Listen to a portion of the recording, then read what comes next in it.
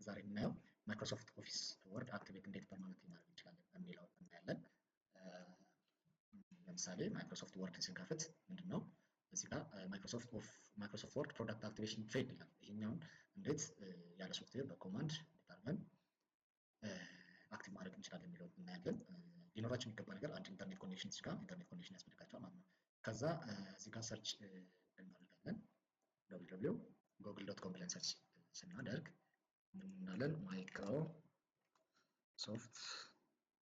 ኦፊስ 2010 ማይክሮሶፍት ወርድ 2010 አክቲቬሽን አክቲቬተር ቴክስት ብላችሁ ክሊክ እናደርጋለን ማለት ነው። ዘን እዚህ ጋር ብዙ አማራጮች አሉ። እነዚህ ብዙ አማራጮችን አንዱን እዚህ ጋር ጊትሃብ የሚላለ ጊትሃብ ፕሮጀክት እቺን ጊትሃብን ክሊክ አደርጋለሁ።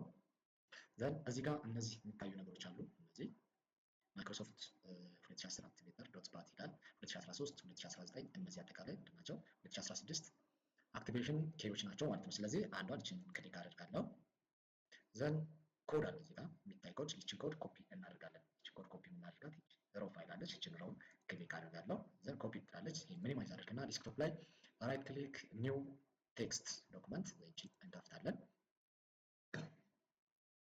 ኦኬ ከከፈትን በኋላ እዚህ ጋር ራይት ክሊክ ፔስት እላታለሁ ማለት ነው። ይሄ ፔስት ካል በኋላ ፋይል ሴቭ አስ ዘን እዚህ ጋር ወርድ ዶት ባት ወይም ደግሞ በሲምብሊ እንዲከፍትልን ለምሳሌ ወርድ ዶት ባት ብለን ነው ሴቭ የምናደርገው። ለምሳሌ ይሄ ፋይል ኤክስቴንሽን ኔም ለምሳሌ ዶት ዶክ ዶት ኤክስኤልኤስ ዶት ፒፒቲ ብለን ሴቭ እንደምናደርገው ዶት ባት ብለን ሴቭ እናደርጋለን። ወርድ የሚለው ፋይል ኔም ነው። ዶት ባት ብለን ሴቭ ካደረግን በኋላ ሴቭ እናደርጋለን። ኦኬ ዘን እዚህ ጋር ማድረግ የሚጠበቅ መጀመሪያ ግን ዊንዶውስ ሴኩሪቲ አለ። እዚህ ጋር ፋይርዎል ኦፍ ማድረግ አለብን። አንቲቫይረስ ሊሆን ይችላል። ማንኛውም አንቲቫይረስ ሶፍትዌር ኮምፒውተራችሁ ላይ ካለ እሱንን ኦፍ ማድረግ አለብን። ዘን እዚህ ጋር ገብቼ ዊንዶውስ ሴኩሪቲ ካርኬ ማኔጅ ሴቲንግ ዘን ሪያል ታይም ፕሮቴክሽን ኦፍ ማድረግ የግድ ይጠበቅብኛል። ምክንያቱም ቫይረስ ነው ብሎ ስለሚበላው ማለት ነው። ሰው እቺን እያስገና ኦፍ አደርጋለሁ። ዘን እቺን ቅድማ ላይ እዚህ ላይ ፔስትልና እንደገና ሴቭ አስ ወርድ ዶት ባት የቅድሙ ስለበላብኝ ነው ኦፍ ስላላደረኩትኝ ኖርማል ያንን ቫይረስ ነው ብሎ አሳይን አድርጎ በልቶታል ማለት ነው። እንደገና ሴቭ አደርጋለሁ ዶት ባት ብዬ ሴቭ ዘን አጠፋና ወርድ ዶት ባት የምትለዋ እቺ ዊንዶው ባች ፋይል ማለት ነው።